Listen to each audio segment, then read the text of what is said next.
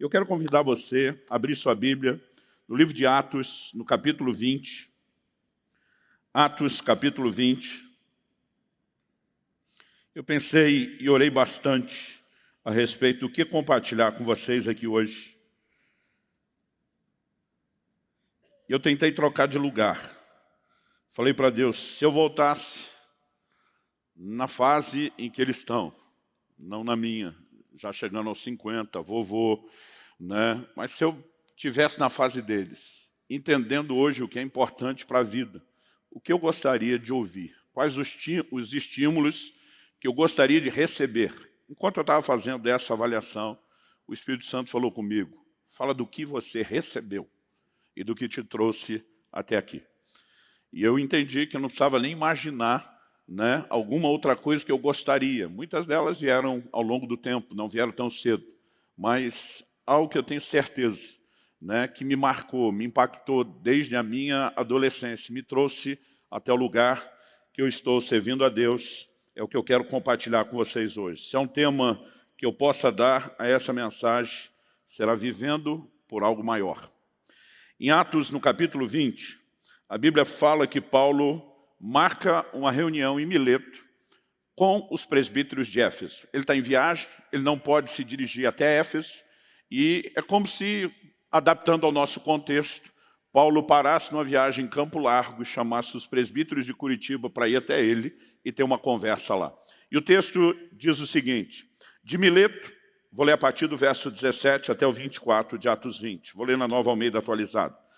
De Mileto, Paulo enviou uma mensagem a Éfeso pedindo aos presbíteros da igreja que se encontrassem com ele. E quando chegaram, Paulo lhes disse, vocês sabem como me conduzi entre vocês em todo o tempo, desde o primeiro dia em que entrei na província da Ásia, servindo o Senhor com toda humildade, com lágrimas e com as provações que me sobrevieram pelas ciladas dos judeus. Vocês sabem que jamais deixei de anunciar o que fosse proveitoso e de ensinar isso a vocês publicamente e também de casa em casa, testemunhando tanto a judeus como a gregos o arrependimento para com Deus e a fé em nosso Senhor Jesus Cristo. E agora, impelido pelo Espírito, vou para Jerusalém, não sabendo o que ali vai me acontecer, exceto que o Espírito Santo, de cidade em cidade, me assegura que prisões e sofrimentos estão à minha espera. Porém, nada considero a vida preciosa para mim mesmo, desde que eu complete a minha carreira e o ministério que recebi do Senhor Jesus para testemunhar o Evangelho da graça de Deus. Eu quero especialmente destacar o verso 24. Em nada considero a vida preciosa para mim mesmo, desde que eu complete a minha carreira e o ministério que recebi do Senhor Jesus para testemunhar o Evangelho da graça de Deus. Quando Paulo fala a respeito de não considerar sua própria vida preciosa para si mesmo, em função de um anseio, né, de uma obsessão por completar a carreira, ele está falando que sua vida era norteada por algo muito maior do que mero e simplesmente propósitos egoístas ou naturais e terrenos. Então, quando ele está nessa conversa com os presbíteros da igreja de Éfeso, ele está procurando estimulá-los por meio do seu próprio exemplo. Ele diz, vocês sabem que eu tenho servido o Senhor com toda humildade, com lágrimas, né, diante das provações, das ciladas que os judeus colocaram diante de mim. Em outras palavras, ele está dizendo, vocês sabem o preço que eu tenho pagado até aqui, mas nunca deixei de anunciar a vocês o que fosse proveitoso, nunca deixei de ensinar isso publicamente e também de casa em casa, nunca deixei de testemunhar tanto a judeus como a gregos o arrependimento para com Deus e a fé em nosso Senhor Jesus. E ele diz agora, indo para Jerusalém, a única garantia que eu tenho é que o Espírito Santo me assegura que o que me aguarda de cidade em cidades são cadeias, são, né, perseguições, prisões, sofrimentos estão à minha espera. Muitas vezes nós ficamos tentando estimular as pessoas a viver o Evangelho de forma mais intensa, né? Pregá-lo é um desafio ainda maior. E muitas vezes com todo estímulo e encorajamento é difícil fazer alguém romper a inércia e se mexer. Mas Paulo está dizendo, eu sei que o que me aguarda são sofrimentos, são prisões, e mesmo assim ninguém me segura. Mesmo assim ninguém me para. Mesmo assim eu estou de cabeça erguida, seguindo sempre adiante. Por quê? Ele diz, porque eu não considero minha vida preciosa para mim mesmo. Em outras palavras, ele está dizendo, e ele afirma isso em outra conversa no livro de Atos, eu estou disposto não apenas a ser preso, eu estou disposto a morrer pelo evangelho de nosso Senhor Jesus. E aqui nós vemos alguém que, obviamente, está comunicando algo que é fora do padrão. Ele está dizendo, eu não vivo por aquilo que normalmente guia e dirige a vida de vocês. Preocupações apenas com aquilo que é natural e terreno. Ele está dizendo, eu vivo por algo maior. E essa ideia de viver por algo maior não apenas concede nobreza aos objetivos, aos alvos, aos propósitos, mas eu acredito que a ideia de viver por algo maior envolve necessariamente, inevitavelmente, a ideia de sacrificar algo menor. Porque para que você consiga viver por aquilo que é maior, você provavelmente vai ter que sacrificar algumas coisas menores. Ele está dizendo, eu estou disposto a sacrificar o meu conforto, eu estou disposto a sacrificar aquilo que me agrada, eu estou disposto a sacrificar minha própria vida. E o que leva alguém, não apenas um gigante do Novo Testamento, da fé e da história da igreja como Paulo, mas o que leva alguém a absorver esses valores e conseguir entrar nesse lugar de convicção e nortear a sua vida de uma forma inabalável por esses princípios. Acredito que isso é a soma do entendimento de muitos princípios e valores da palavra de Deus, sem contar que a gente pode destacar a própria experiência de Paulo, que o leva a um entendimento mais profundo dessas verdades espirituais. Mas, embora ao longo do caminho haja inúmeras experiências, né? E as experiências são importantes, são marcantes, elas despertam a nossa vida. Acredito que em outros momentos o que eu e você precisamos para permanecer firme no mesmo trilho, decididos a viver por algo maior, é a consciência de verdades e princípios que devem nortear a nossa vida. Eu gostaria de conversar com vocês sobre a importância de viver por algo maior, construindo isso em cima de 3 alicerces. No primeiro, eu quero falar da importância da gente definir o que é mais importante. Quando falamos em termos de vida, e não apenas vida terrena, mas vida eterna. Em segundo lugar, a gente precisa entender que, depois de compreender o que é mais importante, nós vamos ter que batalhar com o que eu vou classificar aqui de distrações da vida terrena. Qualquer pessoa que entende a importância de ser norteado por aquilo que é eterno, precisa estar consciente de que ele vai travar uma batalha com distrações da vida terrena. E em terceiro e último lugar, eu queria destacar aquilo que para mim, eu particularmente acredito que é uma das formas de nós nos mantermos firmes na perseguição do alvo. É aonde ajustamos o nosso foco, a importância de estar mirando, né, visando a recompensa eterna que Deus tem para nós. Essas verdades são parte do balanço que eu tenho feito, né, daquilo que tem guiado a minha vida. São mais de 30 anos de ministério. Deles, né, praticamente aí 28 anos e meio só no exercício do ministério pastoral. E durante esse tempo e essa caminhada, eu consigo olhar para trás e perceber que desde a adolescência eu precisei parar, pensar, e lógico que a gente não descobre essas coisas sozinho.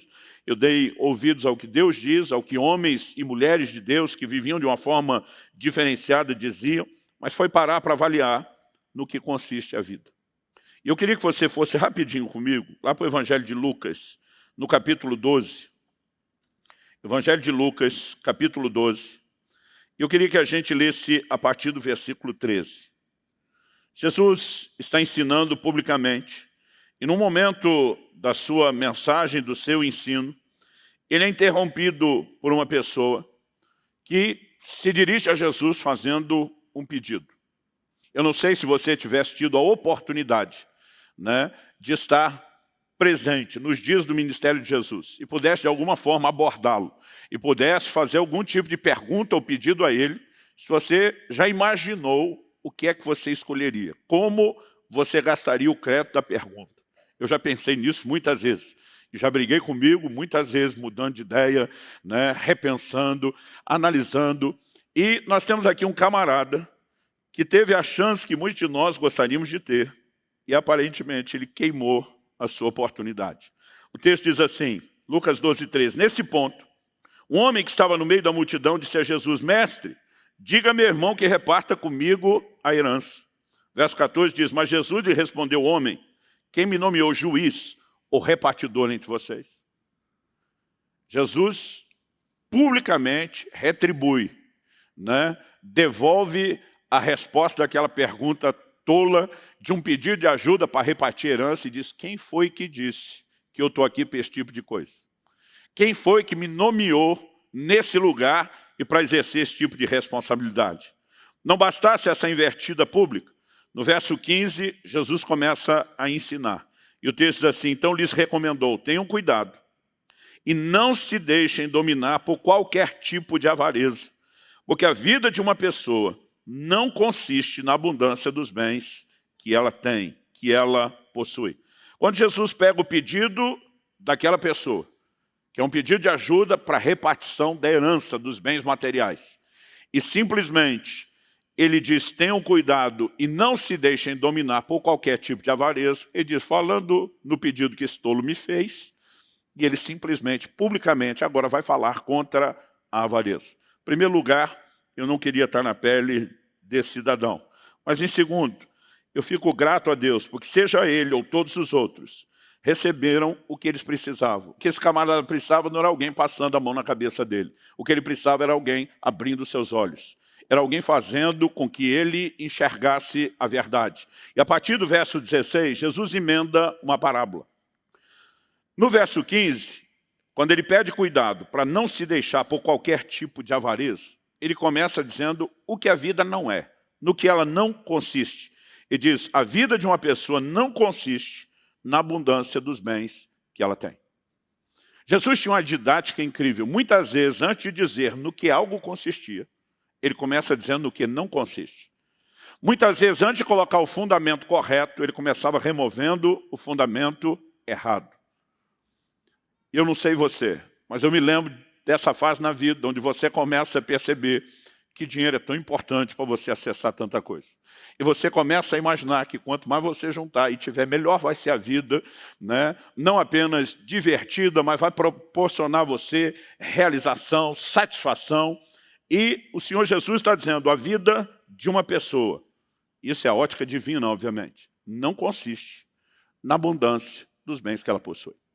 Então ele emenda no verso 16, e acredito que aqui, depois de dizer no que não consiste, é que ele vai mostrar no que deve consistir a vida. Jesus lhes contou ainda uma parábola dizendo: o campo de um homem rico produziu com abundância. Então ele começou a pensar: que farei? Pois não tenho onde armazenar minha colheita. Que problemão. Até que disse: já sei, destruirei os meus celeiros, construirei outros maiores, e aí armazenarei todo o meu produto e todos os meus bens. Então direi à minha alma: você tem em depósito muitos bens para muitos anos. Descanse, coma, beba e aproveite a vida. Mas Deus lhe disse: louco, essa noite lhe pedirão a sua alma, e o que você tem preparado, para quem será? E aí Jesus emenda e finaliza: assim é o que ajunta tesouros para si mesmo, mas não é rico para com Deus. Se a vida não consiste na abundância dos bens que possui, Jesus está dizendo não é em riqueza terrena, no que ela consiste. A conclusão que o leva a chamar esse homem de louco, de insensato, de botar a classificação de estúpido nele, é quando Jesus diz: assim é todo aquele que junta tesouros para si. Ele quer se enriquecer, mas não é rico para com Deus. Diante disso, a resposta de no que consiste a vida nos remete a uma única conclusão. A vida não consiste na abundância de bens que o homem possui, mas sim em ser rico para com Deus. E quando eu e você começamos a pensar por essa perspectiva, as coisas precisam mudar de figura. Me lembro de um dia onde uma pessoa da igreja mesmo falou: pastor, eu te admiro. O senhor é um homem tão sem ambição. Eu estou dedicando minha vida aqui a enriquecer e o senhor a pregar o evangelho. Eu falei: querido, que você tem suas ambições monetárias, isso já é bem visível para todos nós. Mas, por favor, não diga que eu não tenho ambição. A minha ambição é outra. Você decidiu ser rico só nesse pequeno estágio de vida terrena. Eu decidi ser muito rico por toda a eternidade. A sua ambição te faz se dedicar aqui. A minha ambição está me fazendo construir para a eternidade. Só não diga que eu não sou ambicioso. nossas ambições são diferentes.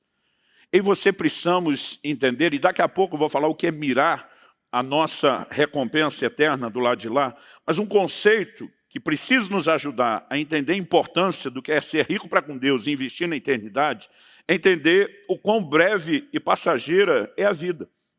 A palavra de Deus diz em 1 de Pedro, no capítulo 1, nos versículos 24 e 25, citando um texto do Antigo Testamento, ele diz: porque toda a humanidade é como a erva do campo, e toda a sua glória é como a flor da erva. A erva seca, a flor cai, mas a palavra do Senhor permanece para sempre. A Bíblia trata a nossa vida como algo efêmero, passageiro, breve. Mesmo quando vivemos a medida cheia, quando ela não é interrompida antes. Talvez a fase da vida onde você está, a ficha não caiu ainda. Eu me lembro quando recém-casado e nasceu o nosso primeiro filho, nós começamos a ouvir esse discurso, depois quando veio, né, a segunda, a nossa filha, a gente continuava sempre ouvindo os mais velhos e todo mundo falava a mesma coisa: aproveita, porque passa depressa. Eu ficava bravo, incomodado, dizia para minha mulher: esses pais recalcados que não aproveitaram e não curtiram os filhos, acham que nós vamos cometer a mesma bobagem, fica falando. Meu amigo, deixa eu dizer para você, eu curti cada momento da vida deles. Mas sabe o que eu falo para todos os pais novos hoje? Aproveita, porque passa depressa.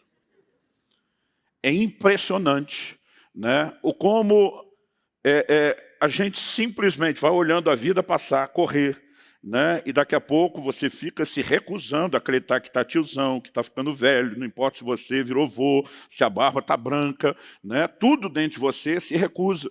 Eu lembro quando era garoto, imaginava um cara de 50 anos como muito velho. Agora eu digo, é tão novo, porque tudo é uma questão de perspectiva. Mas quando você pensa em termos do tamanho da duração da vida, da energia, do pique da disposição, gente, eu já passei da metade. Eu já estou, que nem o avião, ele sobe, ganha aquele estágio de cruzeiro, platô, e depois entra em procedimento de descida. Eu já estou na classificação, queira Deus que o aeroporto esteja bem longe de quem já entrou em procedimento de descida. Então, isso era algo que eu resolvi acreditar quando novo, mas não consegui absorver. Mas acredite, a vida passa muito depressa. Ela simplesmente vai acelerando cada vez mais, até o ponto, às vezes, alguns de nós querer gritar: alguém para o mundo que eu quero descer, porque o negócio fica insano. Alguém disse: pastor, eu tenho a impressão que o tempo passa cada vez mais rápido com os anos. Eu falei: não, a turma que marca lá no relógio diz que é a mesma coisa.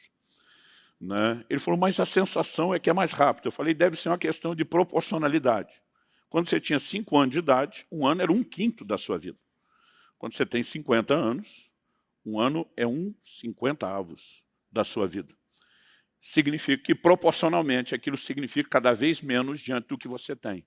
Mas a verdade é que nós vamos assumindo compromissos e eles só aumentam. Né? Eu lembro quando era solteiro, era um nível de preocupação. Quando você casa, constitui família, é outro. Quando os filhos nascem, é outro. À medida que nascem mais filhos, são outros ainda, que eles crescem. Né? E simplesmente a vida ela passa muito depressa. Agora, além de reconhecer o que a Bíblia ensina, que a vida é breve, nós também precisamos reconhecer uma outra verdade, declaração importante, quando a gente quer ser seletivo no que vai investir. Eclesiastes, no capítulo 5, no versículo 15, a Bíblia diz: como saiu do ventre da sua mãe, a saber, nu, assim voltará, indo-se como veio, e do seu trabalho nada poderá levar consigo. Essa afirmação bíblica ela é repetida no Novo Testamento. Na primeira carta de Paulo a Timóteo, nós vemos exatamente a mesma declaração sendo feita. Né? Quando eu olho para essa afirmação da Escritura, da Palavra de Deus, em 1 Timóteo, no capítulo 6, no versículo 7, a Bíblia simplesmente diz: porque nada trouxemos para o mundo, nem coisa alguma podemos levar dele. Né? O livro de Eclesiastes diz que você nem com roupa entrou, e você sem roupa sai. Né? Porque essa é a condição e a realidade. Ou seja, tudo aquilo que de material você pode ter ou desfrutar, ele não te acompanha. Essa é a razão pela qual normalmente você não vê um caminhão de mudança acompanhando um cortejo fúnebre. Embora na antiguidade os faraós fizeram isso, enchiam as suas tumbas, né, que continuam até hoje sendo descobertas, todo tesouro está lá. Eles não fizeram uso de nada disso depois que morreram. Agora, sabe o que é curioso? A Escritura nos mostra que eu e você podemos levar uma única coisa dessa vida. E essa única coisa que eu e você podemos levar, diz o livro de Apocalipse, no capítulo 14, no versículo 13. Então ouvi uma voz do céu dizendo, escreva, bem-aventurados os mortos, que desde agora morrem no Senhor. Sim, diz o Espírito, para que descansem das suas fadigas, pois as suas obras os acompanham. Você pode repetir isso comigo? Diga, as suas obras os acompanham. Nós não vamos levar nenhum dinheiro, nós não vamos levar nenhum bem, nós não vamos levar absolutamente nada dessa terra, a não ser uma única coisa. A Bíblia diz, o que fazemos, nossas obras nos acompanham. Nos acompanham para onde? Para um lugar onde compareceremos depois da morte. A Bíblia diz no livro de Hebreus, no capítulo 9, no verso 27, ao homem está ordenado morrer uma só vez, vindo depois disso o juízo. Então, depois da morte, haverá prestação de contas, haverá julgamento. E no julgamento, o que será levado em conta e tratado, diz respeito às nossas obras. Quando eu e você começamos a entender o que é mais importante, né? Quando eu e você começamos a compreender essas coisas, aí o nosso foco começa a ajustar melhor naquilo que é eterno. O Senhor Jesus diz em João no capítulo 6, no verso 27, trabalhem, não pela comida que se estraga, que perece, mas pela que permanece para a vida eterna, a qual o Filho do Homem dará a vocês, porque Deus, o Pai, o confirmou com o seu selo. Hoje em dia a gente pensa no trabalho não só como meio de sobrevivência, mas de ampliar o conforto. Na antiguidade, eles pensavam em essência na sobrevivência. Mesmo o homem rico que falou, vou encher os celeiros, ele diz, vou parar de trabalhar, vou curtir a vida, porque eu tenho sustento para muitos anos. Hoje em dia, a nossa vida é relativamente mais fácil. Você imagina a época onde o camarada acordava e não tinha nenhum mercadinho, nenhuma loja de conveniência. Ele normalmente tinha que comer daquilo que plantava ou tinha que caçar alguma coisa. As comidas não eram preparadas rápidas como hoje, né? Você joga um miojo, 3 minutos no fogo, está cozido. Não tinha isso.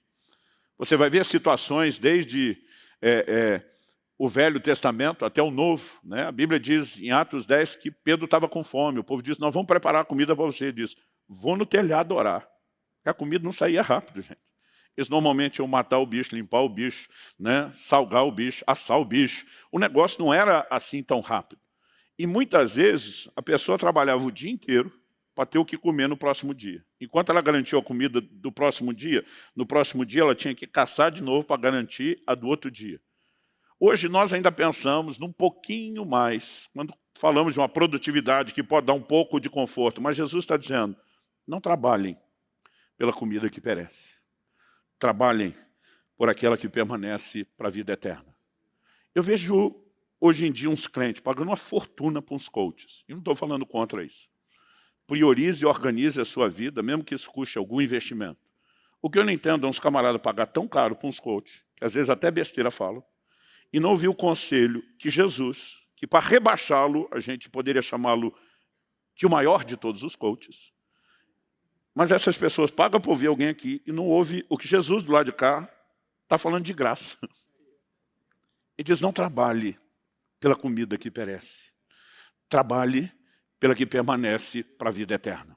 Se eu e você não definirmos o que é mais importante, nossa vida vai seguir sem rumo ou vai seguir o rumo errado. A segunda coisa que eu entendo é que mesmo quando você entende, compreende isso, você precisa entender que a vida terrena está cheia de distrações. No Evangelho de Marcos, no capítulo 8, Jesus fala de uma característica da vida cristã que não é tão popular.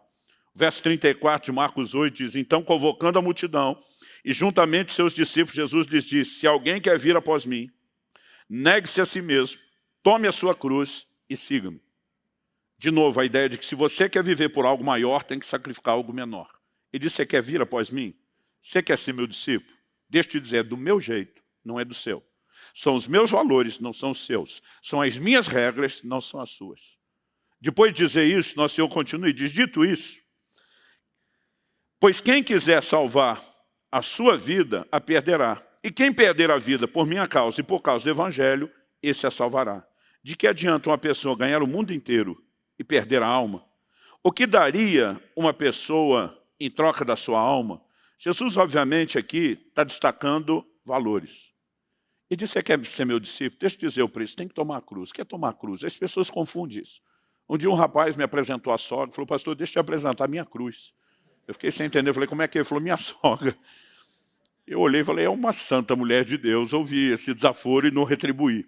Né? Mas o que eu e você precisamos entender é que cruz, diferente do que muitas vezes a gente usa, não é problema ou dificuldade. Quando Jesus foi sentenciado à morte por crucificação, que era uma das formas de execução mais comuns do Império Romano, ele foi obrigado a carregar sua cruz até o lugar da crucificação. Isso era uma confissão e uma admissão pública para todo mundo que o assistia carregando a cruz. Eu fui sentenciado à morte. Sou um condenado à morte. Jesus está dizendo: quer ser meu discípulo? Pega a sua cruz e assuma diante do mundo inteiro que você vai ter que morrer para você. Você não tem mais o direito de viver para você, se quiser ser meu discípulo. Em outras palavras, ele está dizendo: assuma a sentença de morte. Mas aí ele diz assim no verso 35, quem quiser salvar sua vida, vai perdê-la. E quem perder sua vida por minha causa, por causa do Evangelho, esse a salvará. Às vezes eu li uns textos que não entendia, pensava: Deus, Senhor, é do contra. O que se humilhar vai ser exaltado, o que exaltar vai ser humilhado. Parece que o Senhor quer sempre ir na contramão. O cara tentou salvar, perde. Tentou perder, salva. Na verdade, o que eu e você precisamos entender é que Jesus acabou de anunciar: você vai morrer para si. Aí diz assim: quem quiser salvar a sua vida, e salvar a sua vida é escapar da cruz. Aí vai perder. É aí que vai dar ruim. A perda não é a cruz. A perda é você fugir da cruz. Mas aí depois ele diz: mas quem perder a sua vida por minha causa e por causa do Evangelho, acertar a cruz, morte para si mesmo, esse a salvará. Ele não está falando nem da salvação eterna, mera e simplesmente.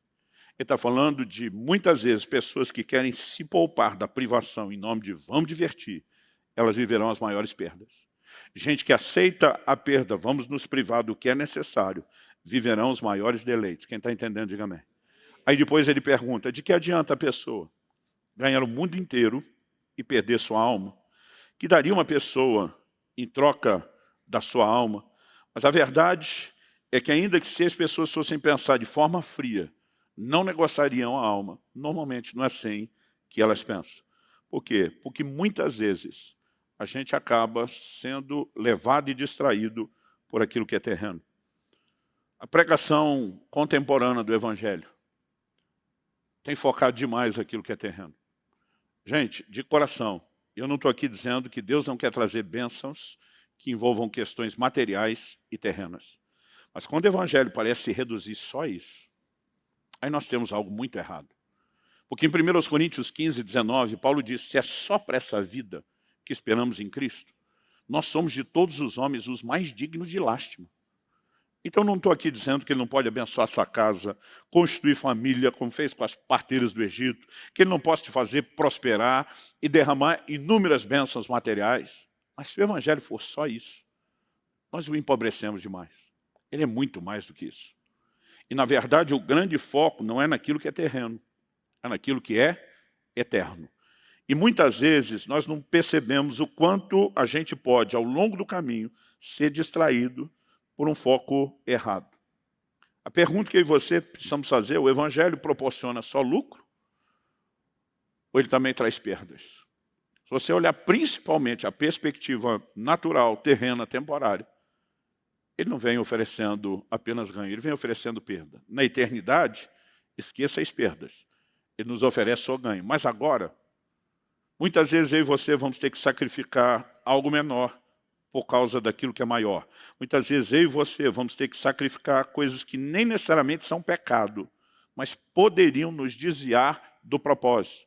Então, quando Paulo diz em Filipenses 3, versículos 7 e 8, que ele considerava como perda todas as coisas por causa de Cristo, ele mostra que nesse relacionamento, quando Cristo se torna o objeto maior da minha e da sua obsessão, da minha e da sua fascinação, aquele grande alvo, aquele grande propósito a ser perseguido, Em algum momento nós vamos ter que escolher para algumas coisas e dizer, prefiro te perder do que perder ele. Ele diz, eu prefiro perder essas coisas para que eu possa ganhar a Cristo.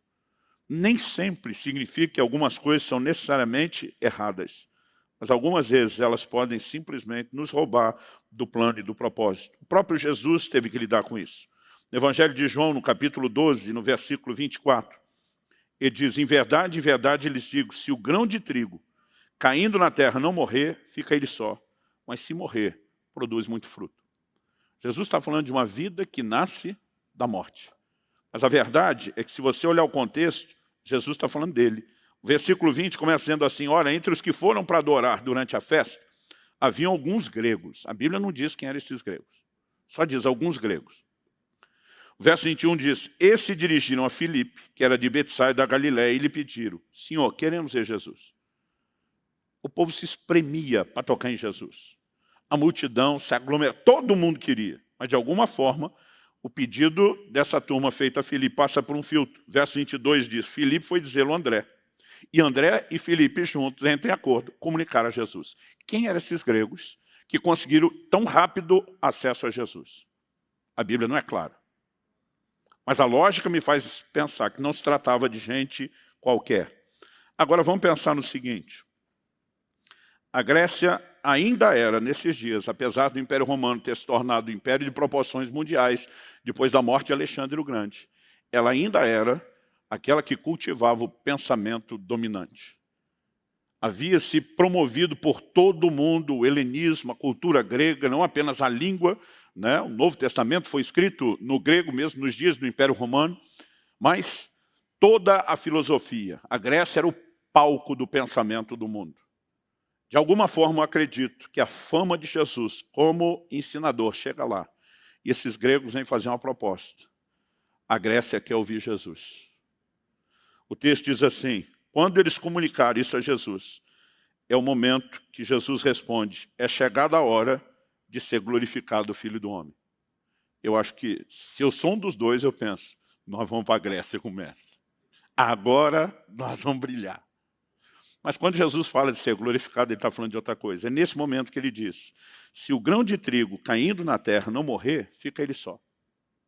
Quando Jesus entra no mundo, a Bíblia diz, o próprio Cristo diz, Deus amou o mundo de tal maneira que deu o seu Filho unigênito, único. Mas Jesus não veio para permanecer filho único. A Bíblia diz, no livro de Hebreus, que ao entrar nos céus, ele entra dizendo, eis-me aqui e os filhos que Deus me deu. A Bíblia diz que o plano é que ele se tornasse o primogênito de muitos irmãos. Mas ele disse, se eu não morrer, não há multiplicação de filhos de Deus na terra. Sabe o que ele está dizendo? A Grécia pode ser atrativa para mim, na perspectiva humana e egoísta, mas não serve ao plano e ao propósito de Deus. Isso não é promoção genuína, isso é distração. É nessa sequência que Jesus diz, quem ama a sua vida, perderá. PDA. Mas aquele que odeia a sua vida nesse mundo irá preservá-la para a vida eterna. Se alguém me serve, siga-me, e onde eu estou, ali estará também meu servo. Agora ele já está dizendo, eu não vou para a Grécia, e vocês também não vão. Vocês vão ficar comigo. E se alguém me servir, o Pai o honrará. E Jesus diz, agora minha alma está angustiada. E o que direi, Pai, salva-me dessa hora? Não foi, pois, precisamente com esse propósito que eu vim para essa hora? Pai, glorifica o teu nome. Então veio uma voz do céu, eu já o glorifiquei, e ainda o glorificarei. A multidão que ali estava e que ouviu aquela voz, dizia ter havido um trovão, uma voz audível. Outros diziam, foi um anjo que lhe falou. Então Jesus explicou, não foi por minha causa que veio essa voz, e sim por causa de vocês. Ele diz, essa voz está sustentando o meu propósito, o meu alinhamento, para que eu não saia do trilho. Vocês é que serão beneficiados pela minha obediência. Quando nós falamos de distrações, gente, não é apenas você perder o alvo em relação ao pecado. Muitas vezes coisas que podem ter cara de aparentemente boas podem concorrer com a visão de um propósito que Deus estabelece no nosso coração. O que vai nos ajudar a não se perder no processo? Se eu e você mantivermos o foco. Se você estivermos de olho para o lugar onde estamos indo. E acredito que eu e você precisamos enxergar sempre a recompensa. Quando Jesus diz no versículo 25, quem ama a sua vida perde, mas o que odeia, ou aborrece sua vida nesse mundo, vai preservá-la para a vida eterna. O tempo todo ele está falando para mim e para você. Você pode fazer uma escolha de buscar gratificações temporárias ou de buscar recompensas eternas.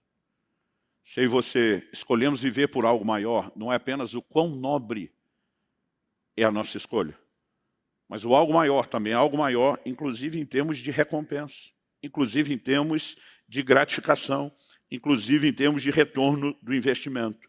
E eu e você precisamos aprender a colocar os nossos olhos na recompensa. Quem está entendendo, diga amém.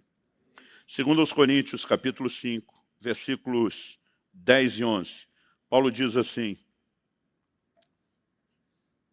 porque é necessário que todos nós é cada um sem exceção, nenhum de nós vai escapar disso. É necessário que todos nós compareçamos diante do tribunal de Cristo, para que cada um receba segundo o bem ou o mal que tiver feito por meio do corpo. Lembra de Apocalipse 14, 13, que as nossas obras nos acompanham? Para onde elas nos acompanham? Para o tribunal. Se forem boas obras que merecem recompensa, a recompensa nos acompanhará por toda a eternidade. Mas se tiver algum tipo de julgamento, ele também vai permanecer conosco por toda a eternidade. Nós não podemos achar que isso é um assunto sem importância. Em Hebreus, no capítulo 6, nos versículos 1 e 2, a Bíblia fala dos rudimentos da doutrina de Cristo, daquelas bases, do alicerce. Lá, o escritor destaca 6 coisas: o arrependimento de obras mortas, a fé em Deus, a doutrina de batismos, imposição de mãos.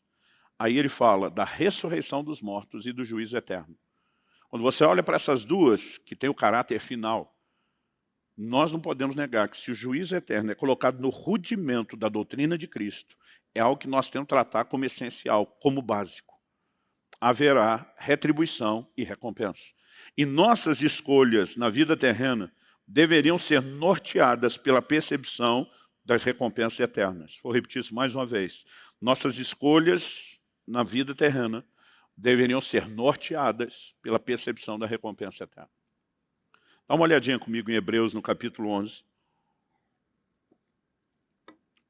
versículo 35. Ele começa falando até o versículo 32 dos heróis da fé. No início do verso 32, ele diz, me faltará tempo necessário para falar de Gideão, Baraque, Sansão, Jefité, Davi, Samuel, dos profetas, porque até então ele relacionou muitos atos de fé de muitos homens de Deus no Antigo Testamento. No 33 ele diz, os quais por meio da fé conquistaram reinos, praticaram a justiça, obtiveram promessas, fecharam a boca de leões, aqui entende-se que está falando de Daniel, extinguiram a violência do fogo, seus amigos, escaparam de ser mortos à espada, da fraqueza tiraram força, fizeram-se poderosos na guerra, puseram em fuga exércitos estrangeiros. No 35 ele diz, mulheres receberam pela ressurreição os seus mortos. Até aqui foi gente que foi livre pela fé. Livre da boca do leão, livre do fogo, livre do inimigo, a fé os livrou. Mas agora ele muda o tom e diz, alguns foram torturados. Não porque a fé não funcionaria para livrá-los. Ele diz assim, não aceitando o seu livramento, para obterem superior ressurreição. Alguns fizeram uma escolha, eu posso, como Daniel, crer e escapar da boca do leão. Eu posso, como os amigos de Daniel, crer e apagar a força do fogo. Eu posso, como outros, crer e ter o livramento do inimigo.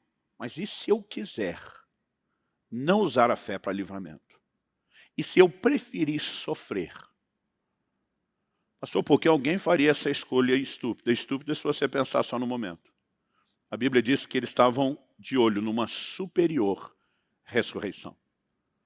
Então, nos rudimentos da doutrina de Cristo, a Bíblia fala da ressurreição dos mortos, depois do juízo eterno.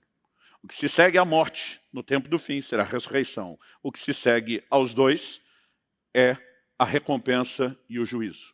Quando eu e você começamos a entender o que a Bíblia ensina sobre isso, em 1 Coríntios, no capítulo 15, por exemplo, o apóstolo Paulo, ele fala que há uma distinção, quando ele está falando do corpo ressuscitado, ele diz no verso 40, Também há corpos celestiais e corpos terrestres.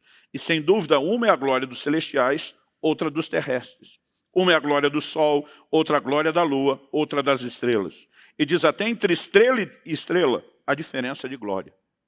E diz no mesmo padrão de corpo, vai ter diferença de glória. Quando chegar a ressurreição, nem todos ressuscitam com o mesmo nível de glória. Entenda, absorva e assimile essa verdade. O céu não tem regime socialista. Ele é igualitário no sentido de salvação, do valor que cada um tem, não de retribuições. Nós colhemos aquilo que plantamos. Isso é determinado por Deus, esse é o padrão de justiça divina. Cada um será recompensado de acordo com aquilo que fez, com o nível da sua doação, com o nível da sua entrega. Esses camaradas estão diante da morte e diz, a gente pode crer e ser livre, mas a gente pode escolher não crer, mirando uma superior ressurreição. E Deus diz, pode. Ele diz, então nós escolhemos morrer. Por quê? Essas pessoas entendem que há algo muito maior do que essa vida terrena de curta duração. Quando Estevão está diante daquele momento onde vai ser apedrejado, ele não faz nenhuma oração por livramento. Ele apenas ora e diz, Senhor, não lhes impute esse pecado. Em outras palavras, ele está dizendo, eu vou aceitar esse apedrejamento, eu nem vou orar por livramento. Mas a Bíblia diz que cheio do Espírito Santo, seus olhos se abrem. E a Bíblia diz que ele vê Jesus em pé, à direita do trono de Deus. Eu não sei você, eu fico enlouquecido, quase surtado com esse texto. Porque em toda a Escritura a Bíblia fala de Jesus sentado à direita de Deus. Era um conceito cultural que eles entendiam. Quem tinha autoridade ficava sentado. Quem ficava em pé era o plebeu que estava na frente de quem tinha autoridade. Quando a Bíblia fala de Jesus em pé, para mim é uma das maiores honrarias que Estevão podia receber. Para mim ele está dizendo, um cara como você, que valoriza o que é eterno, que me honra até o fim, até o último suspiro. Eu me levanto do trono para receber com honra aqui no céu.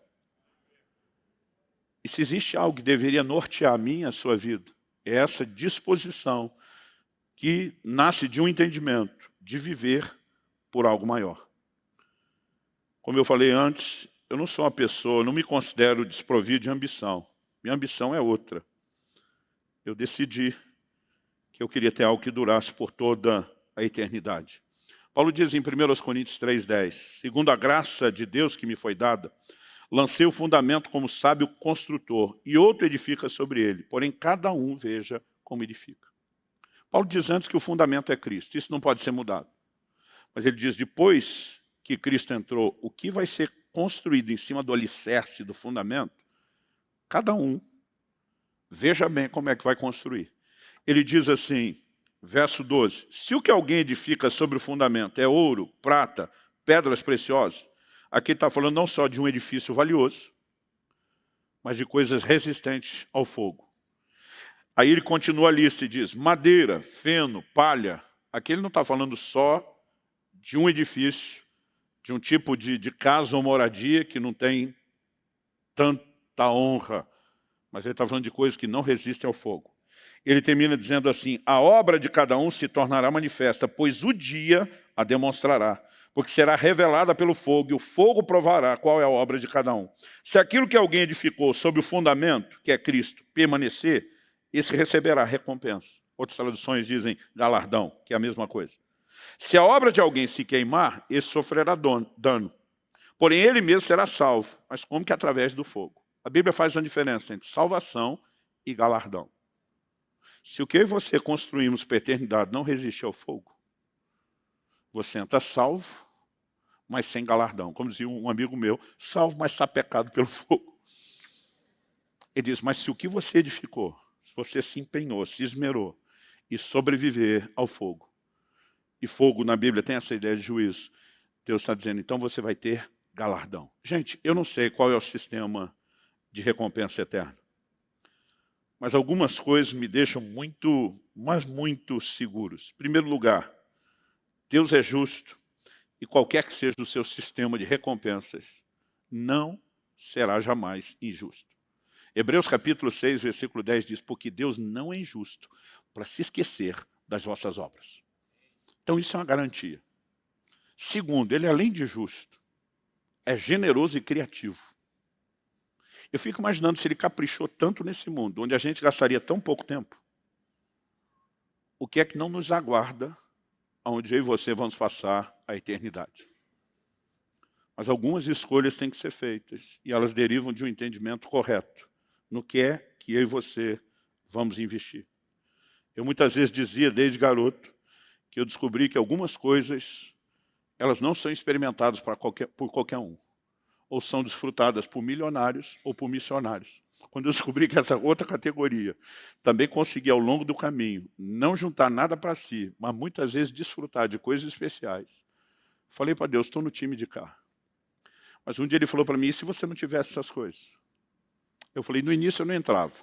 Agora que eu entendi a alegria que elas proporcionam, né? O investimento eterno que isso é. Falei, eu também fico do lado de cá. E depois de mais de 30 anos de ministério, onde durante boa parte do tempo eu vi muita gente me chamar de tolo. Dizer, você não está pensando em você, você não está pensando na sua família, você não está pensando no seu futuro. Eu só dizia, anote uma coisa, que daqui a uns anos a gente conversa. Deus não é injusto. E se o dia que eu terminar minha vida não tiver um centavo no bolso, não tiver onde nem cair morto, falei, o problema também não é meu, é de vocês que vão ter que me enterrar. Eu falei, o que importa é aquilo que nós vamos desfrutar por toda uma eternidade. Hoje, se eu olho para trás, percebo algumas das boas escolhas que eu fiz, orientado por gente que conhecia o Senhor e a palavra, e obviamente isso foi se consolidando ao longo do tempo, né? À medida que eu mesmo consegui enxergar e entender essas verdades nas Escrituras, eu acredito que isso se deriva de um entendimento que me levou a uma decisão. Eu quero viver por algo maior. Agora, os grandes heróis de Deus não são encontrados só nas páginas da Bíblia, em épocas milenares, muito longe e distante dos nossos dias. O avivamento morável, poucos séculos atrás, nos mostrou que é possível um grupo de pessoas se voltar para Deus de uma forma única e singular. Eles tiveram uma reunião de oração que durou mais de 100 anos, ininterruptamente, funcionando. Desse despertamento, pela presença, paixão por Deus e pelos seus valores, um dos maiores movimentos missionários da era moderna da igreja se despertaram. Esses camaradas saíram levando o evangelho por todo o mundo. Agora, conta-se a história de dois deles que vieram para a região, para as ilhas da América Central. E souberam e tiveram a notícia que o dono da ilha tinha milhares de escravos trabalhando e que não havia cristãos nem igrejas entre eles. Eles escrevem cartas pedindo permissão para poder entrar a pregar o evangelho. E o dono nega. E diz, ninguém tem permissão de entrar aqui, a não ser que entre como escravos. Ele escreve uma outra carta. E eles oferecem vender a sua liberdade para entrar como escravos na ilha. E eles precisavam vender a liberdade para ter o dinheiro da passagem. A história acabou não se concretizando dessa forma por questões legais. Na época, eles não eram negros, não se encaixavam no padrão da escravatura, mas eles não sabiam que o processo final seria legalmente derrubado. Eles se dispõem a irem até o fim.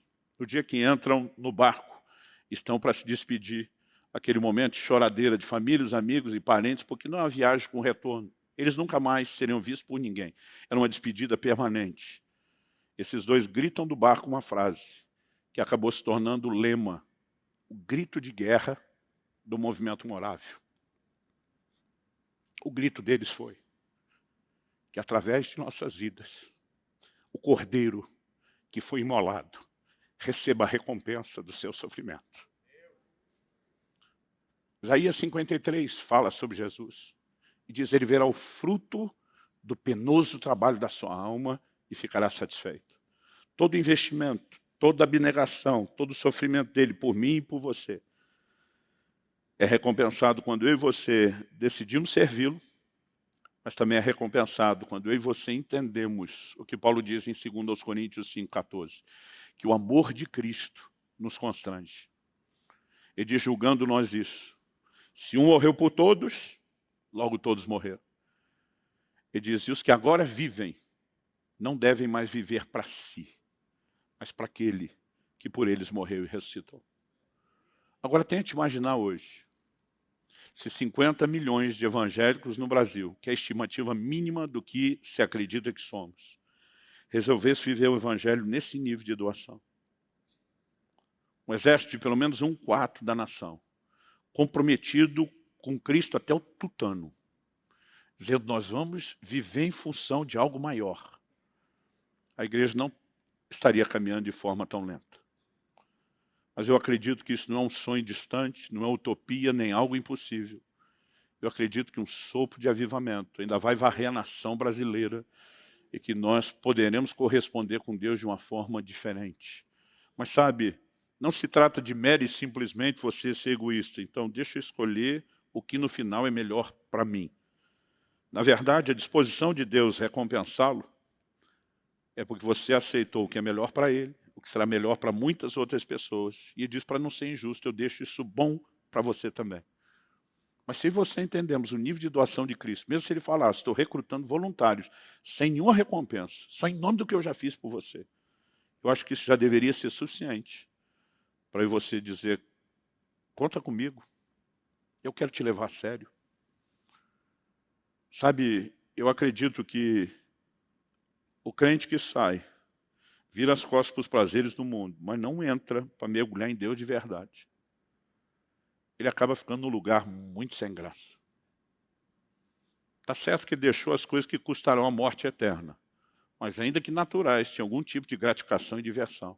Mas quando eu e você vivemos uma vidinha religiosa, sem vergonha, eu não acredito que isso seja o grande motivo da troca.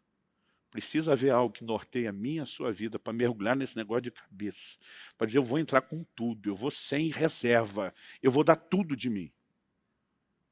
Outro dia alguém falou, pastor, parece que o que vocês incitam é um certo fanatismo. Não, fanatismo é pouco porque a gente quer. Fanatismo as pessoas fazem sem ter Cristo. O nosso é um outro nível de loucura. Tem que ser mais do que isso. Porque, nas palavras do próprio Jesus, essa é a natureza do Evangelho. Eu e você fomos chamados para viver por algo maior. E para isso nós vamos ter que escolher morrer para algumas coisas menores. Você recebe essa palavra hoje? Feche seus olhos, onde você está, sentado mesmo.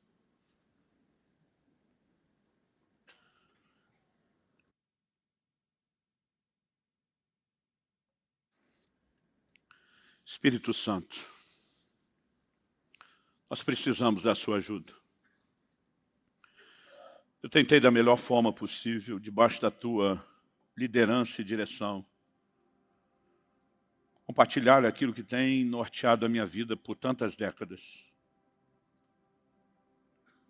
Mas se o Senhor não vivificar essa palavra, terá sido só um discurso, e um discurso que sequer será útil. Mas eu oro por cada um dos meus irmãos e irmãs. Eu sei que nesse grupo existem tantos deles que têm recebido do Senhor alguns chamados específicos.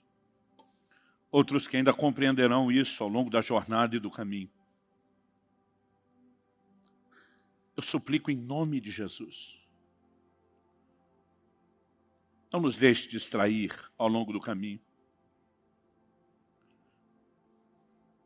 Não nos permita perder a percepção da eternidade. Não nos permita, ó Deus, ser enganados a ponto de buscar gratificação apenas naquilo que é terreno, passageiro e momentâneo.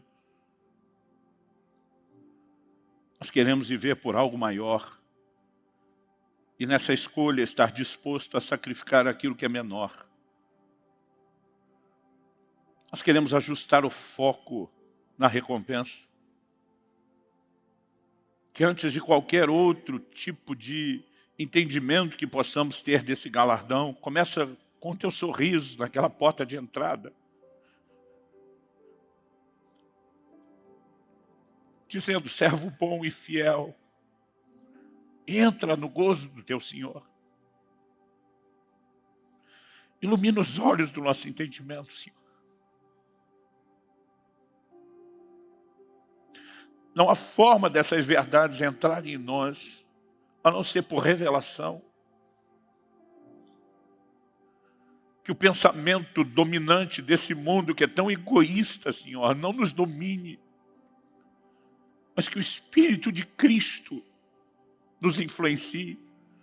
Como está escrito, que age em vocês o mesmo sentimento que houve também em Cristo Jesus. Que subsistindo em forma de Deus, não teve o ser igual a Deus como algo ao qual deveria se prender, mas esvaziou-se de si mesmo. Assumiu a forma humana e como homem foi obediente, obediente até a morte e morte de cruz. Nós clamamos por esse sentimento que nos leva à mesma disposição de escolhas, de esvaziamento, mas que também um dia determina um outro nível de recompensa. E é por isso que a tua palavra diz, pelo que também Deus o exaltou soberanamente, e lhe deu um nome que está acima de todo nome, para que ao seu nome se dobre todo o joelho de toda a criatura nos céus, na terra, debaixo da terra.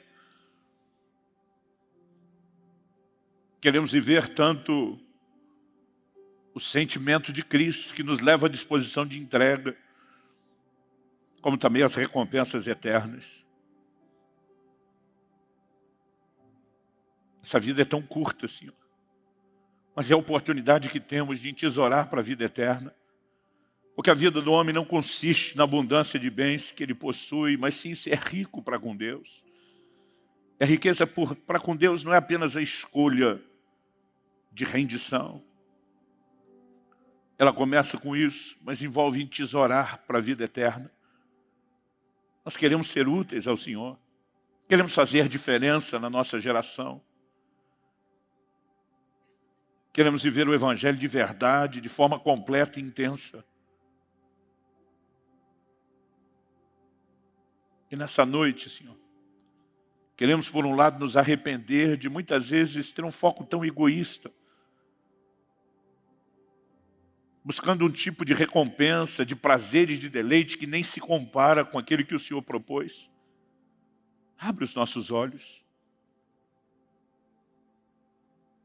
Só o Senhor pode nos levar a esse lugar de entendimento e compreensão. Isso sim norteará nossas escolhas. Queremos escolher com sabedoria e semear para a eternidade, investir para a eternidade. Se ao longo do caminho o Senhor nos permitir de alguma forma desfrutar ao longo dessas escolhas de recompensas terrenas, que elas venham, mas não dependemos delas, Senhor.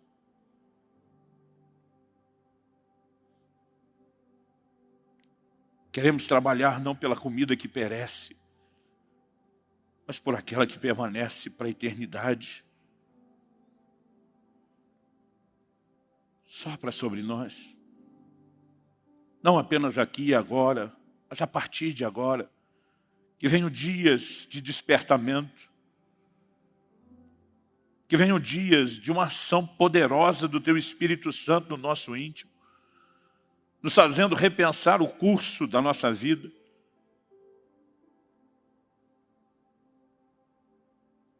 Antes que chegue aquela fase de arrependimento tão comum a todos na velhice. Razão pela qual a Tua própria palavra nos adverte no livro de Eclesiastes.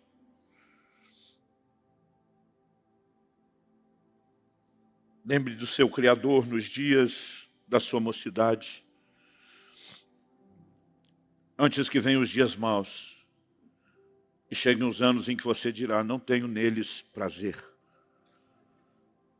O Senhor tem nos dado uma oportunidade que muitos não tiveram de começar cedo, de planejar a devoção de uma vida inteira ao Senhor. Nós não queremos desperdiçar isso. Mas por outro lado sabemos que, como diz 1 Coríntios 2,14, o homem natural não entende as coisas do Espírito e para ele são loucura. É por isso que nós estamos clamando por discernimento espiritual. Ilumina os olhos do nosso entendimento, abra a nossa mente e o nosso coração. Permita-nos acessar um nível de compreensão dessas verdades como nunca antes. Mesmo aqueles de nós que já alcançamos parte disso, Nós queremos entender numa nova medida, dispostos a sacrificar e te oferecer qualquer coisa, Senhor. Qualquer coisa.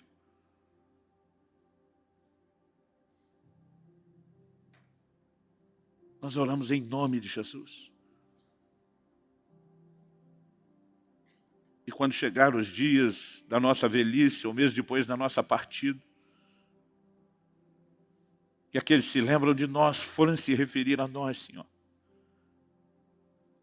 que possam dizer, viveram por algo maior.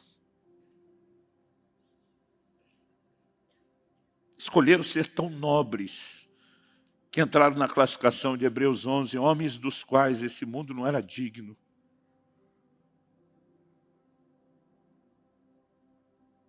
É o que nós te pedimos em nome de Jesus. Em nome de Jesus. E para a glória do teu nome mesmo.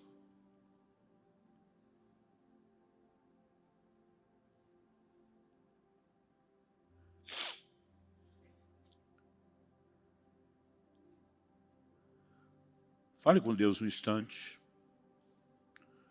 Talvez seja uma boa hora de pensar e repensar o curso da sua vida. Suas decisões, suas metas.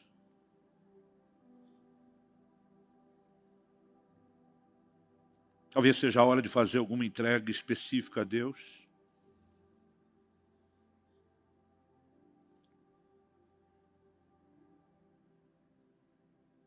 Ou mesmo de clamar para que Ele traga a direção daquilo que Ele tem para a sua própria vida. De modo que você possa se ajustar e se alinhar.